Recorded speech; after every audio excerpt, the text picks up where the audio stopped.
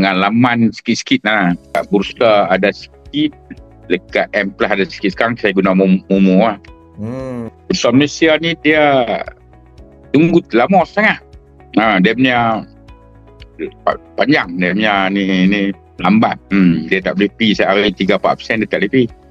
Saham US boleh, tapi saya punya strategi saya tengok bila ada momentum tu baru saya masuk. Saya simpan. Yang daily ni bila ada volume, dia tengah duk naik tu, dalam 4-5% saya akan sell lah. Micron saya tengah untungnya. Saya tak jual lagi. Rasa dekat 18% lah. 18% dekat 7-8 ribu dah ringgit. Lebih rasa. Sebab saya tengok dia punya last, dia punya pricing tu lah.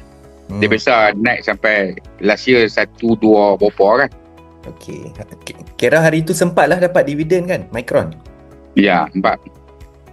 So 2 in 1 lah. Saham naik pun dapat, dividen pun dapat. Ya, yang RSP saya buat, saya tak jual lah. Saya pegang Micron, Tesla, Intel. Lepas tu APLD, Lam Research, Nvidia, Pidodo, Alphabet, Amazon, Meta, Vanguard, S&P 500, Microsoft. Tu lah. Tapi ni saya short game banyak.